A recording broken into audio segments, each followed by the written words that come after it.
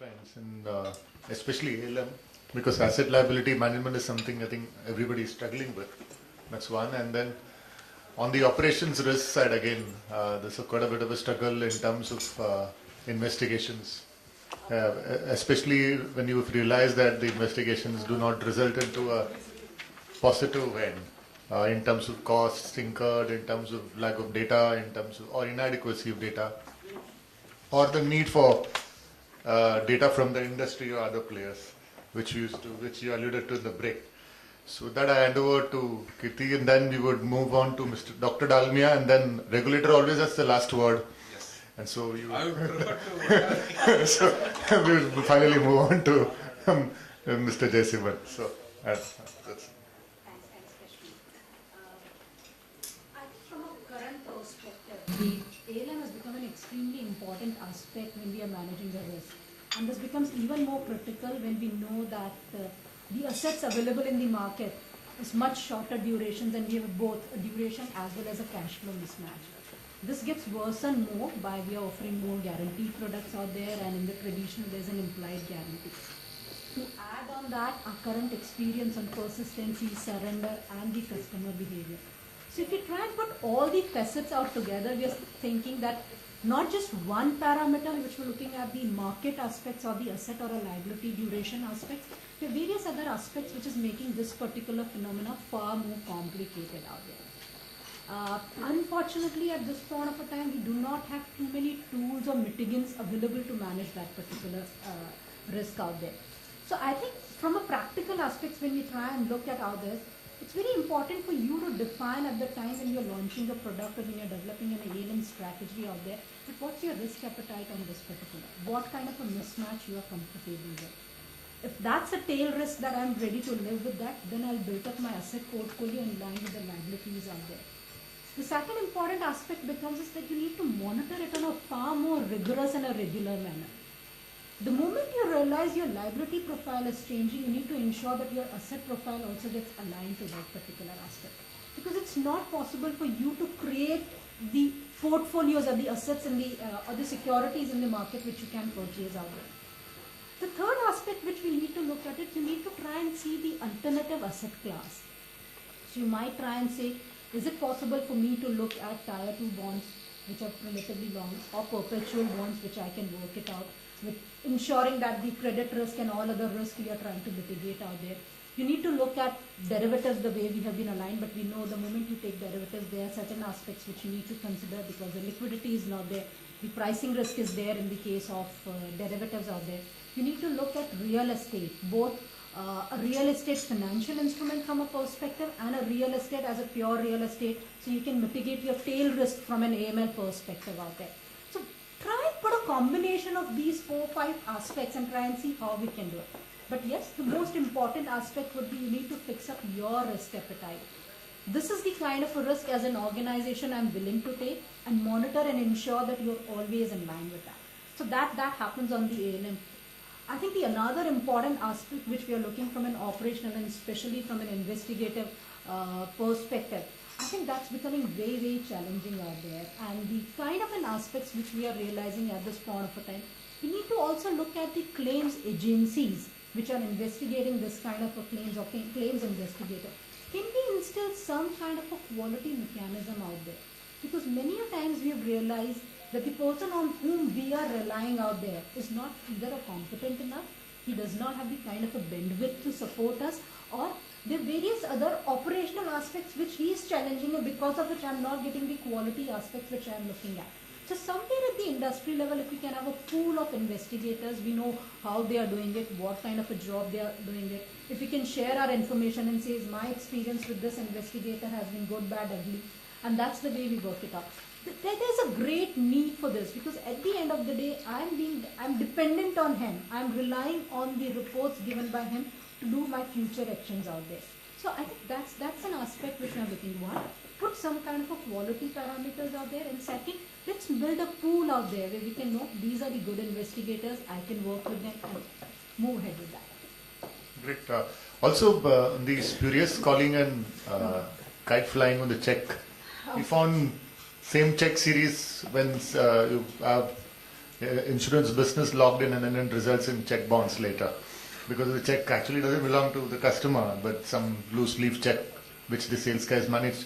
Similarly, now we're seeing trends in spurious calling also, wherein we see same pattern of mobile number series involved in the spurious calling. Apparently, I guess prepaid I'll cards. give a big insight. I think when we look after information security, we are finding we put various kind of controls, and I would say as an organization, we were feeling relatively happy out there that we are able to cut this particular menace. But we just realized that we were just doing a kind of a lull period before the storm again, and we are back into that particular storm. We put practically all possible technical process-related controls out there, took lots amount of awareness within the organization out there, and we were able to control and monitor out there. But now that we are seeing a kind of a different kind of a approach which has been taken of these kind of a people out there. The calls which are happening are giving a various kind of a benefits to those people. You're finding that they're all being done by the mobile numbers, which are a prepaid kind of a calling. There's a kind of a design script which is being told upon, and it's becoming extremely difficult for us to get. And there again we feel it. I think we have done at our end out there that whenever we get someone else organization's data out there, we go back to that particular organization saying this, look, this is the data of your organization, I've got it. Please investigate, was there a structured process by which a person is able to get this kind of thing? And I think that's extremely important again for the industry to come together and find out which are those areas or which are those people, because this is again a kind of an organized activity, it's not one of kind of an activity. So if we are able to find out the organized activity which way we are operating, I think we will be able to put some kind of a control back on. Because it's bringing very bad name to the organization. The sales are becoming difficult. The customers are getting very, very irate on this particular aspect. Very valid point. Rajesh, I think before you had come in, we had discussions on the claim fraud. I think you were also privy to some of the conversations. The extent of claim for fraudulent claims, which is like mind-boggling number. In private sector, but we believe 750 to 1,000 crores, and then you extrapolate LIC would be also somewhere there. That's one aspect. The other aspect, of course, is the underwriting risk and the claim risk, normal risk, other than the fraud risk. And then, of course, the actuarial estimations in terms of the mortality tables being correct. So could you throw light on insurance risk to lay public out here? Because, actuarial science is itself not so common, although it's all about common sense when you analyze it analytically. So if you could lucidly explain to us the big insurance risks that are there, and then what we should do and how we could work together.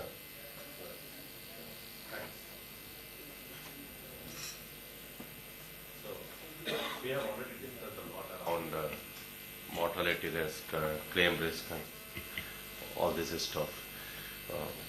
The story starts with the idea of the product. That's where the story begins. Take an example, online product. So you have an online premium product, it's already there. I don't care how that company priced it, I want the cheapest one. Okay, so that's where the story and genesis begins. You design the product, then at the time of design of the product, you say, okay, this is the areas where I'm going to sell, these are the profile of the customer where I'm going to sell, and this is where the product will be sold. You file the product, launch of the product, and then you start relaxing those norms. Okay? No, I don't need 10 lakh above, this is the customer size will be so less. I need a prior income range should start from 2 lakh onward. Then you start relaxing each of these criteria. And that's where the pricing impacts, okay? So what you decided at the time of pricing of the product to what finally executed is a sea change. That's one. When I'm talking about mortality, and online term is one big example around that. Mortality, again, second big risk I see in mortality is the group products. And again, in group products, it's the business call. So, yeah, let's play the game. If claim comes, then it's fine. If claim doesn't come, we will make profit. Is the kind of approach that is being taken. Sundar didn't talk about health, but again, especially in RSBY, group health schemes, this is again the same game which goes on there. And RSBY scheme, the part of the control there is to control the awareness. So, if you got the state which is new on this or a state which is relatively coming in new, control the awareness, and then that's the way to control the claims. And again, not by fundamental pricing. So this starts from the area of the product genesis. That's where this risk begins. Second, in the mortality and this health risk that we are talking about, yes, most of this health specifically and mortality declaration that doesn't happen rightly. Part of that reason is again customer education or customer behavior and agency behavior, which we have discussed again, agent behavior. Now, is this the only insurance risk? I would also say lapse cession and surrender is also an insurance risk, though Sundar didn't tell me to speak about that. But I think that's a big area. And again, lapse cession and surrender, when we are talking about, part of it starts from the product, part of it comes to the selling history. So, when you design the product, you again don't really look at what is the customer segment need is. That is completely missing. And you sell the product to any customer segment without designing is it attractive to that customer segment at all or not.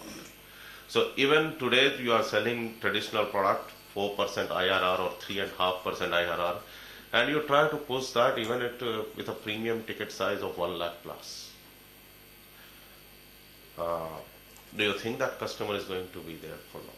Yes, 3.5% IRR is also a great return, but ticket size for that customer segment is very low. Great return for that guy. A 1 lakh plus guy is not really looking at 3.5% return.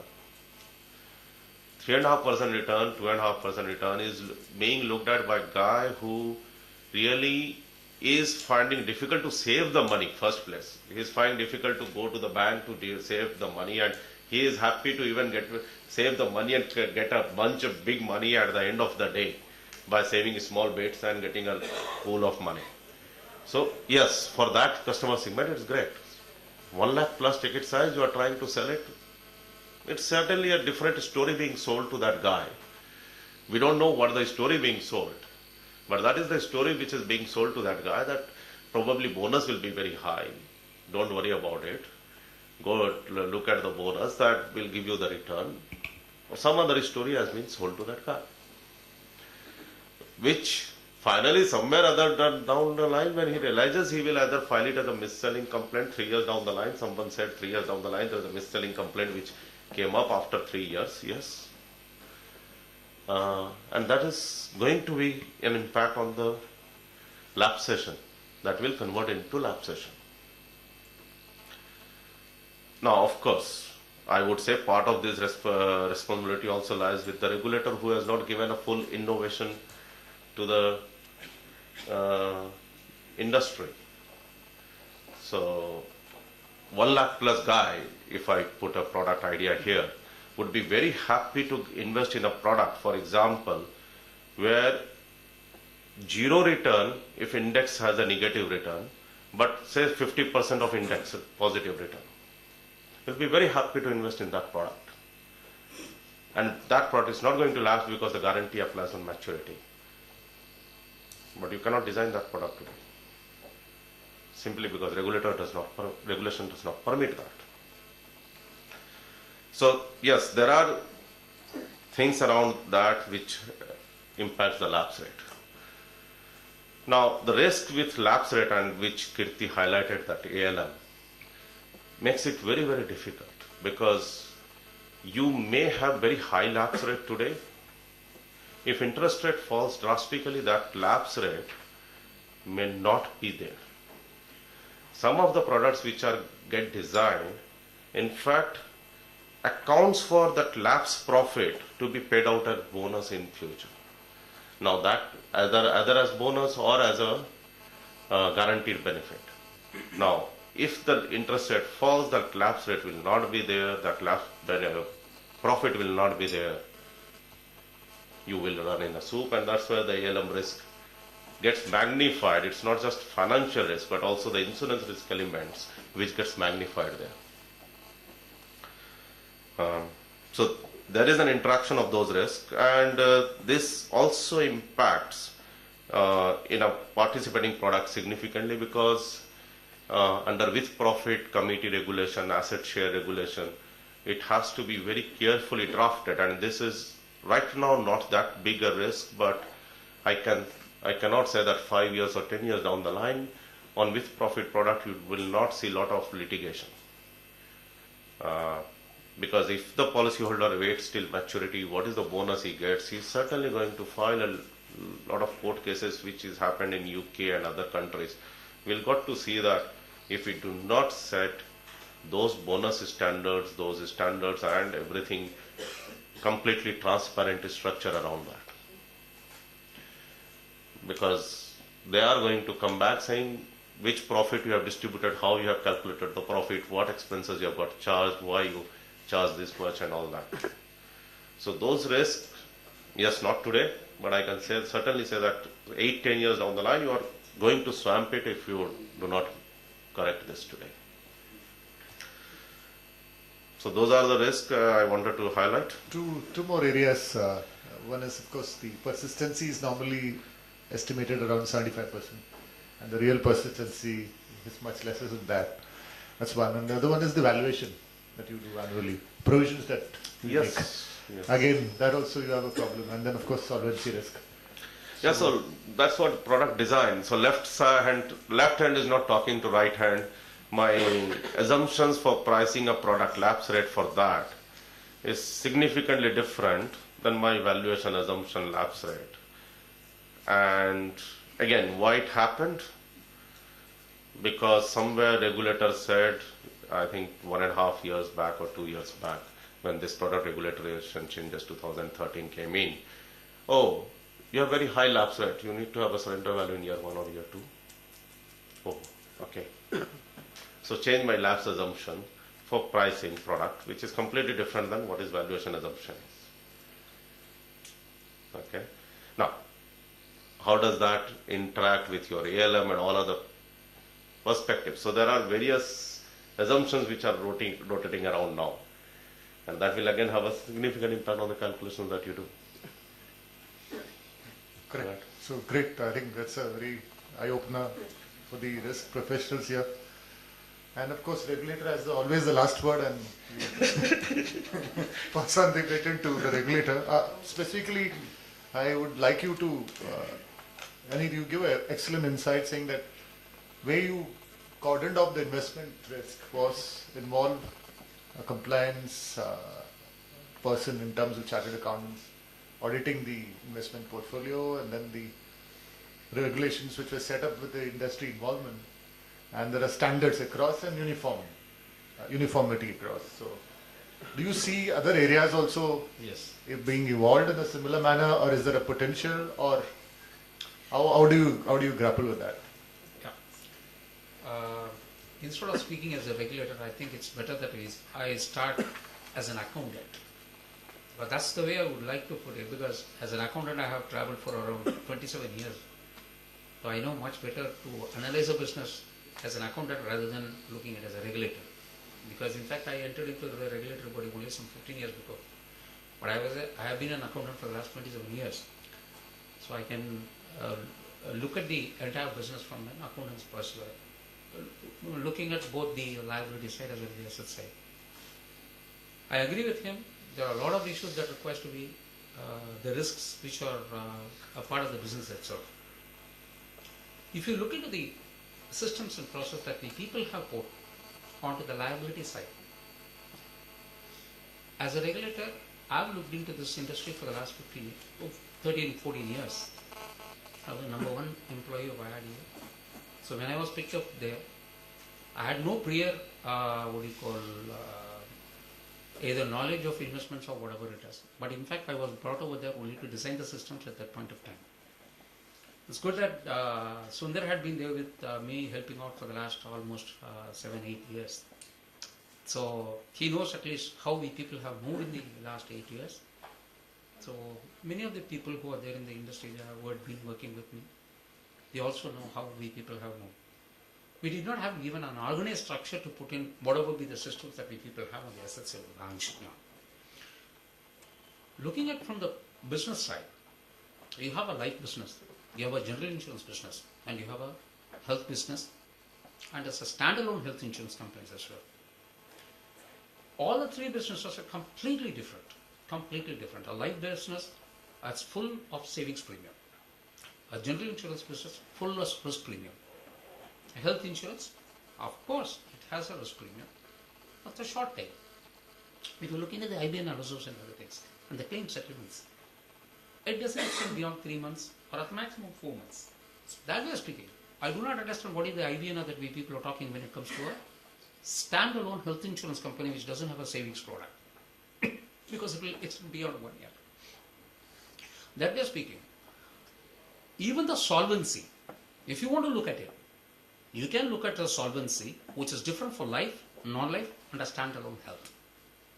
But the problem arises only from the liability side. There are certain risks which are associated, which like see, for underwriting, we have been discussing in the morning. Underwriting, product design, product pricing, claims and the claims repudiation.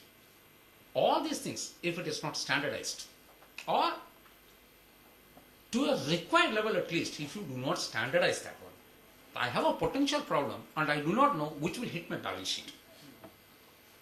Beyond that, the liability side is a discounted liability, which is a future liability when it comes to your both your life and non-life side. When there is a discounting factor allowed, I am supposed to cordon off these kind of risks only by putting a huge amount of systems on the assets of the balance sheet. So, and then as you rightly pointed out, sales, mis-sales, and then finally, all these companies do not have anything big as huge buildings and other things. So the entire asset happens to be the sales force, the workforce, the HR systems that are there in place. If you do not have a standardized approach for all these things, it poses too much of problems on the liability side. So, if you split this between, there are certain standards what you can evolve, all these things, underwriting, product design, product pricing, claims repudiation process, sales, HR systems, these all can be structured. At an industry level also, you can arrive at standards. But there are certain things which are very specific to insurance companies, individual companies, size and complexity. Take LIC. You can't bring LIC structure or you cannot apply directly the same thing, whatever is applicable to LIC to other sides. Product mix. As you rightly pointed out, each and every product has its own unique nature. Reinsurance arrangements. That's another thing which is connected with your product. These are something which is very specific. You cut the, see, at the end of the day, we are talking about risks. Are we going to manage risk or we people are going to talk about risks and get out? If you want to manage risks, there is a standard which you should apply it across, document it, enforce it, and then look at the assets of the balance sheet. How we can go, see, today we people have applied, we have not cut the asset portfolio.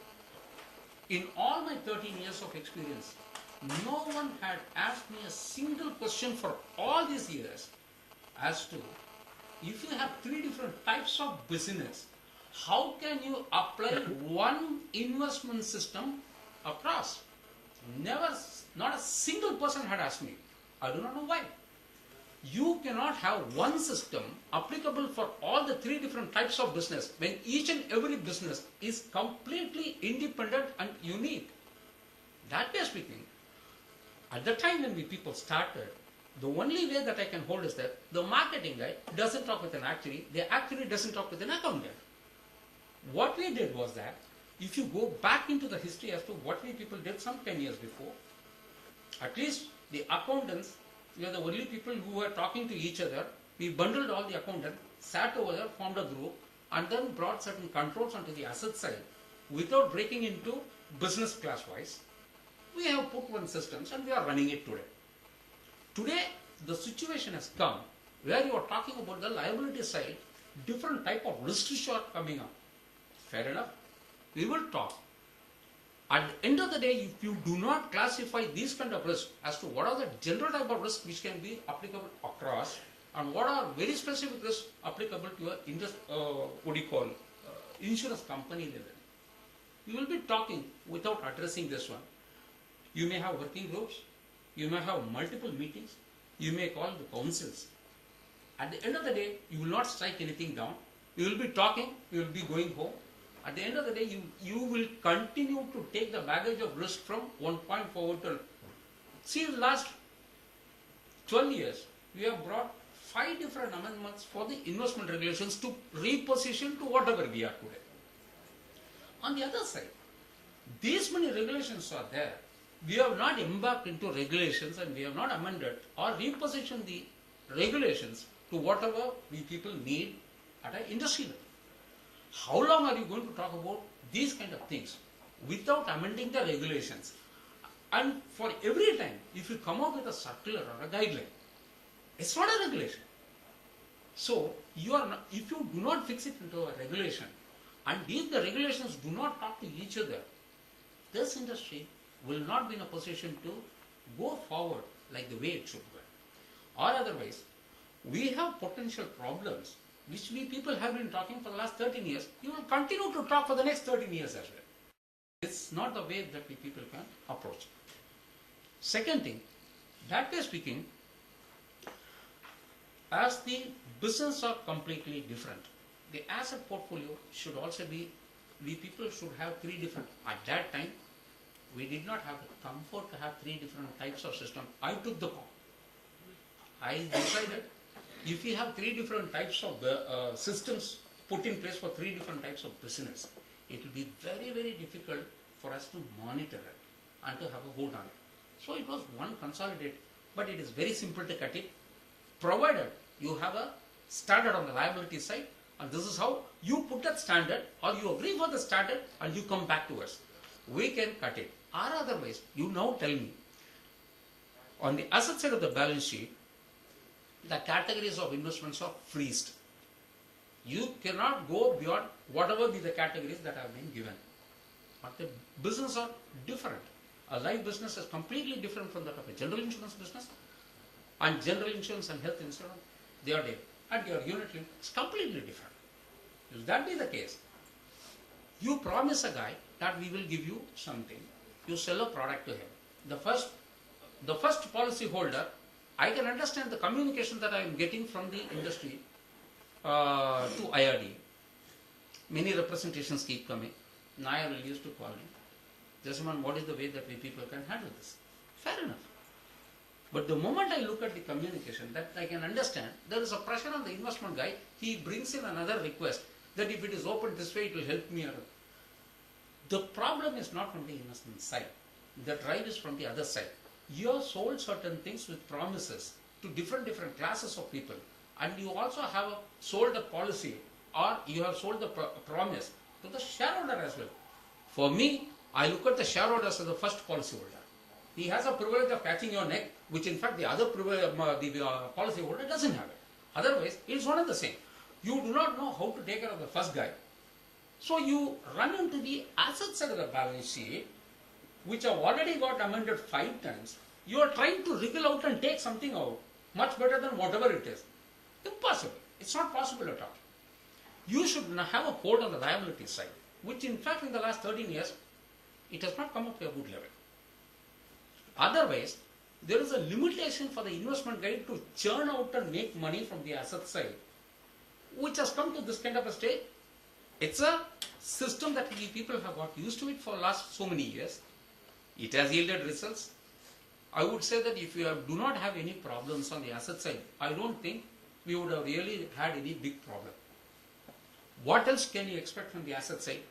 Unless and otherwise you break this kind of a thing, and if you have a code on the liability side, there's no way that we people can move on the asset side. Asset side, it is in some state, and please understand, I think across all the insurance companies today, on the asset side of the balance sheet, even IRDA people would not have come into your company to identify anything wrong or something else. For the simple reason, whatever be the thing, we close it at the end of the day, we do that the concurrent audit, there is a parallel check going on. It goes to your investment committee, it goes to the audit committee, it goes to the board. Beyond that, tell me what is there for the regulator to come in and do it. There's nothing else. So there is a perpetual mechanism available. Tell me what is the perpetual mechanism that you have on the liability side. I don't find it at all. Unless and otherwise that happens, there's no way that you people can do anything much better than whatever you have on the asset side.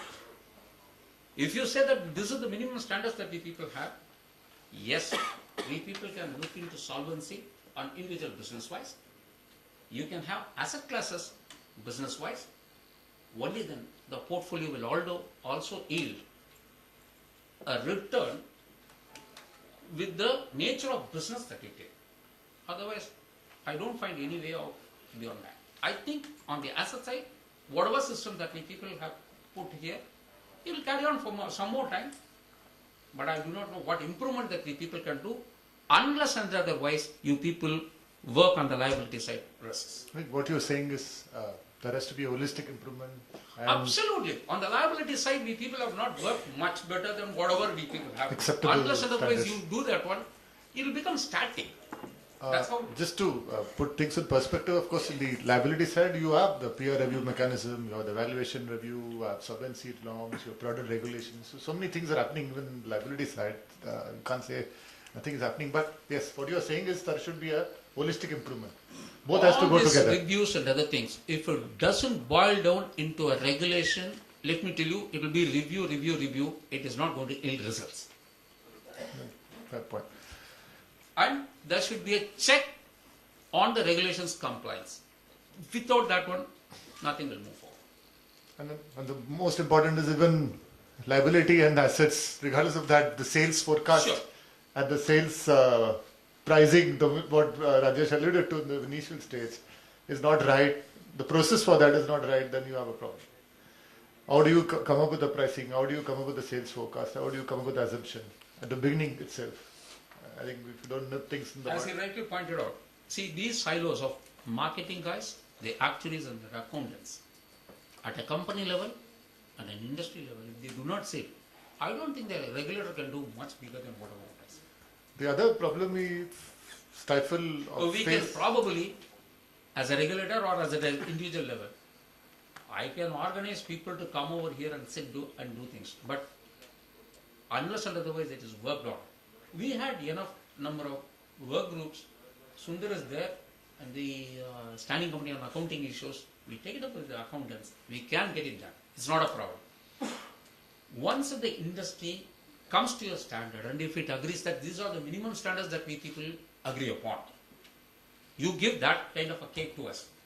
We both can at least move it across and get that one as a part of the regulation which we people can enforce it as well. It's not a problem. just wanted to discuss the other aspect, the market. Yes. Now we don't have, the debt market is shallow. In terms of, we don't have instruments to hedge. In terms of, we've got with the interest rate risk, it's a circular, but I don't have a edge beyond 10 years. Now how do we grapple with that? What is the role regulator can play here? See, I do not know as a regulator, if you ask me, I think we people should patch up it. See, we do not float any, what do you call, bonds or something else. We ought to sit with RBA. We ought to work with the debt management cell and other things. That I can work. It's not a problem. I can definitely go speak to people and we people can take it up with the ministry and with the government as well. We can work it up. It's not something. But again, for the volume what we people have, that we people need, and first of all, we people should match our liabilities and asset as you write. It's not asset liability management, it's liability asset management. To that one, whether we what is the quantum of mismatch that we people have, and what is the amount of debt that we people require, long dated debt that we people require. These are two things that information should come out from the industry. 10,000 crores is the gap. No, probably you are About talking 7 years. So, No, that is probably you might have estimated from the private sector. You take for LIC. I do not know how much I've not worked on it, honestly. so it's a huge number. So, and we don't have instruments. And let me tell you, this is a bubbling problem which is day by day increasing, sir. Sooner you fix it, better. So, I have a slightly different take on this right now. Given the persistency level that the industry currently has, let's not talk about theoretical numbers. 10 years down the line, number of contracts which are existing on the book is less than 1 out of 100. Okay? Given that level of persistency that we are running today, how much is this real risk that we do not have bonds beyond 10 years? I have a big question mark. that point. There are, and government securities, you will still have market for 30-year bond. To the level that we need, it is there. I don't see any challenge. And 30 years beyond, how many contracts survive? Again, is a big question mark right now we have. But things can change. So, Yep, things could change, I agree. But today, do we have the risk? Given the persistency that we are running, I have a big question mark in my mind. Yes, in future, persistency improves, we do make an improvement, yes. Yes, there is a risk. The risk is not of a duration Magnitude. mismatch. The risk becomes of your cash flow mismatch. Because of the persistency, you are running another risk which is becoming like a cash flow mismatch. You build your ALM profile, a portfolio based on your liability characteristics, and then you realize the persistency is not what we were planned to achieve out there. You realize your whole portfolio is facing a persistency risk. Sorry, a cash flow match, and in order to meet that cash flow, you need to go and sell the assets in the market, and then you realize you end up into a market risk for a purpose. the reinvestment risk on the asset bucket above 7 years. This becomes very, very Because the mismatch that I'm talking about is already adjusted for persistency, cash flows. Even then, there is a gap. That will remain. Let's understand, that will remain. That is not, you're having a bond of 30-year market will not solve that problem. That problem is different. That problem you are talking about is I have a coupon paying securities which will be there. Market is a coupon paying market. You cannot have zero coupon, but then there is a strip there which is you can do the strip of the coupon cash flows, etc., which is slightly illiquid, so you need to pay more margin on that. So that problem will remain, and future premiums will be there. And that is, future premiums are the one which creates a problem, not the asset duration or availability of the bonds. And that, I guess, is addressed by new investment guideline, which says you can enter into it allows only swap or interest rate futures. And that's where I would have expected probably swaption should have been there, which could have been a better option. Even with swaps and futures, the market is shallow. Okay. So swap options, I don't know That's true. what's the. So, Exposing us to another kind of a risk. Yeah, I think which is so a- we're not ready yet. That's the other it's not, problem. it's Yeah. not offering the kind of a mitigant which we would like to use at this point. yeah, so I'm saying that is there, that you can get into a swap and get into this. And in fact, for companies who are bank subsidiaries, if those who are aware, came from the banking sector will know very well that banks in their housing loan portfolio converted from fixed to floating 5-year kind of a stuff, that 5-year reviewable. Right, they didn't give, they gave fixed guaranteed and then they converted to 5-year reviewable or 3-year reviewable, etc. So they can really get into a swap, those who are bank subsidiaries, easily between the bank portfolio, to address that risk. Okay, people are not doing that transaction. There was no mechanisms available. Now that mechanism is enabled by the regulator, you can get into. I understand, and my take from the market is, yes, these are not coming cheap. Those who are subsidiary can probably negotiate better. It is 100 bips spread is there. to get into those kind of swaps. So yeah.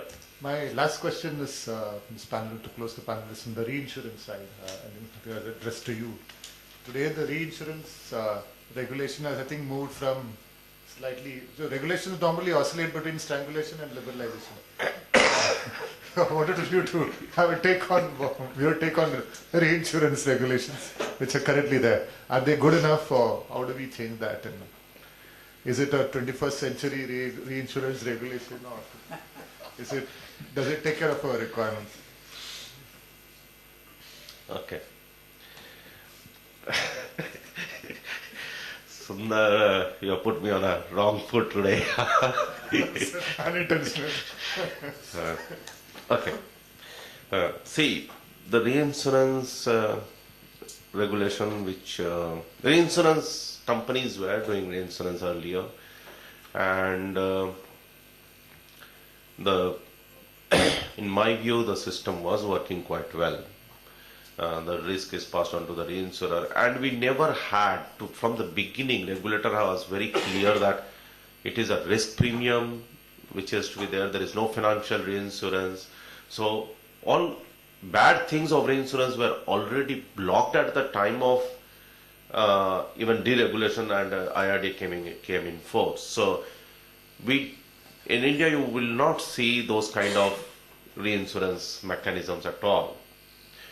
So they were doing risk reinsurance, etc. And risk reinsurance is nothing but you pass on the risk to the reinsurer. Somewhere down the line, I think the regulator had a view, and I think this view came in from the perspective that most of these reinsurers were foreign reinsurers, not Indian reinsurers, and money was going out of the country. And I think that is where this perspective came in, that an insurance company in India, if it is writing a business and getting a premium X, and if it suppose 100% passes on to the reinsurer, okay, then the perspective that probably came in is the premium which is being collected in India is going out of the country. And that's where I think regulator increased the limit significantly, saying that you need to compulsorily retain this much reinsurance. And that came heavily on the life side. It didn't impact the GI side yet. And my understanding is again in GI, and it's good that it didn't impact them. One of the reasons is they were not doing significant. Motor is the biggest part in the GI, and they were not doing reinsurance in motor except the compulsory reinsurance which they have to do.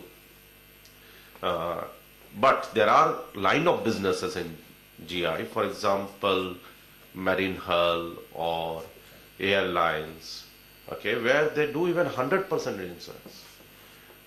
And it's good that regulator didn't came on to that, because otherwise GI company with one incidence may go bankrupt. I think the entire company. Yeah, so one incidence may go bankrupt. Okay, so it's great that they didn't do it there. On the life side, they pushed significantly. Just a minute, sorry. See, from the reinsurance perspective, if you look into the general insurance side, a company comes into play, and slowly it starts doing the business. How I look at the reinsurance from that side, year over year, if he shows the risk appetite that's slowly increasing, I would be very happy. It's not that it becomes a static and it becomes a fronting company for seeding the entire business. Year over year, if he starts building up his business, I would be very happy. And that's all the thing that that's the reason, as I rightly pointed out, we people have got into it. There are certain specific instances, there are certain specific business which requires to be completely, he will be doing two things. One is that he is writing that kind of a business, and he doesn't want to take the entire risk onto him because it's a small company. Slowly when he graduates and if he grows big, at that point of time he can take that one, depending upon the. See, once if that kind of a mechanism is set in place, I think it's good. Yep. So I think in the life side, the limits have been raised. Somewhere I think regulator needs to be. Great. So great. I think with that we end the panel. I think it take one question or two max. Let me take that privilege. Yes. I really like the point Mr. Jayasinghe made about liability side because I'm living with those pains as a CEO. But actually, and this is actually seeking suggestion. According to me, much of liability side problem is also because much of it pertains to the black box called actuarial assumptions. Now, these templatization that I talk about of various aspects of insurance business, should that not be also on actuarial side? Because, no, one second. My point is, I have seen when you look at the provisions being made on various sides, there is a huge amount of difference. I mean, company A will have X stand, company B will have Y stand, company C will have Z stand. And the reality of business doesn't match with that. Now, who should really bail this cat? Because now you will say your board should handle that. But board is not educated on this black box knowledge. And Yes. that's where, how do we handle this? Okay, I'll put it. That's the reason. In fact, sometime before, when I spoke about the liabilities of the balance sheet, I told you about the systems and process in place for at a general level and those things which are to be very specific. I told you about the size and complexity, product mix and reinsurance. These are something which is very specific to that area. It's like this. I am a chartered accountant. Okay? I know the accounting side of it. When another person comes over here and if he starts asking me questions, in fact it would be very it's like asking there's a difference between a what do you call licensed medical practitioner and an MBBS guy. So there are certain things which it's not a black box approach. There is a point at which I should take them into consideration that their knowledge and everything is not something what I can question them.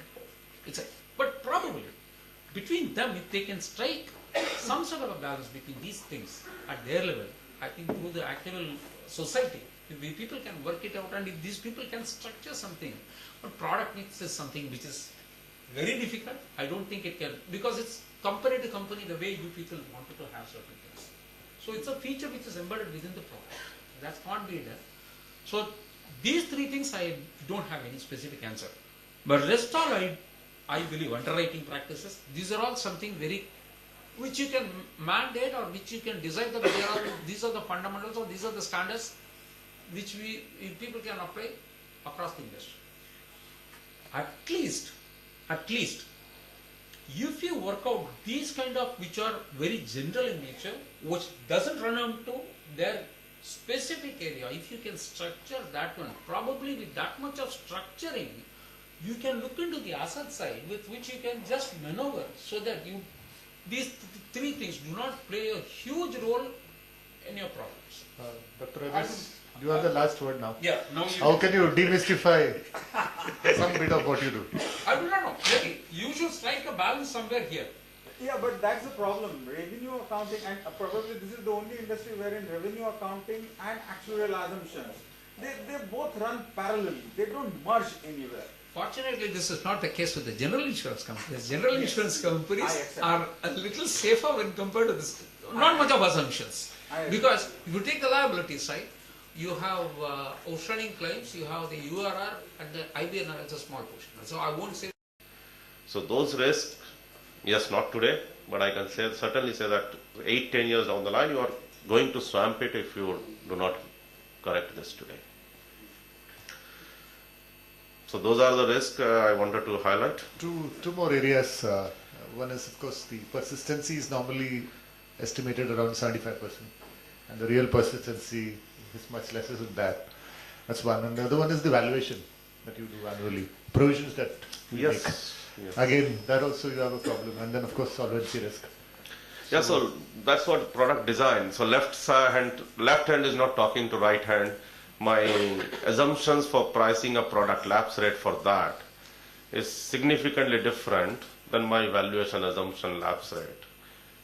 And again, why it happened? Because somewhere regulator said, I think 1.5 years back or 2 years back, when this product regulation changes 2013 came in. Oh, you have very high lapse rate. You need to have a surrender value in year 1 or year 2. Oh, okay. So change my lapse assumption for pricing product, which is completely different than what is valuation assumption is. Okay. Now, how does that interact with your ALM and all other perspectives? So there are various assumptions which are rotating around now, and that will again have a significant impact on the calculations that you do. Correct. So great. I think that's a very eye-opener for the risk professionals here. And of course, regulator has always the last word, and pass on the patent to the regulator. Specifically, I would like you to, Anil, you give an excellent insight saying that where you cordoned off the investment risk was involved a compliance person in terms of chartered accountants auditing the investment portfolio, and then the regulations which were set up with the industry involvement, and there are standards across and uniformity across. So do you see other areas also Yes. being evolved in a similar manner, or is there a potential, or how do you grapple with that? Yeah. Instead of speaking as a regulator, I think it's better that I start as an accountant. But that's the way I would like to put it, because as an accountant I have traveled for around 27 years. So I know much better to analyze a business as an accountant rather than looking at it as a regulator. Because in fact I entered into the regulatory body only some 15 years before. But I have been an accountant for the last 27 years. So I can look at the entire business from an accountant's perspective, looking at both the liability side as well as the asset side. I agree with him. There are a lot of issues that requires to be the risks which are a part of the business itself. If you look into the systems and process that the people have put onto the liability side,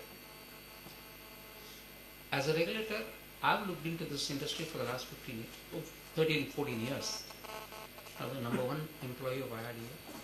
So when I was picked up there, I had no prior, either knowledge of investments or whatever it is. But in fact, I was brought over there only to design the systems at that point of time. It's good that Sundar had been there with me helping out for the last almost 7-8 years. So he knows at least how we people